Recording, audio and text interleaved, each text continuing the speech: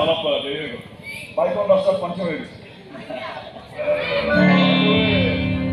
তোমাৰ মামাৰ হয় জানো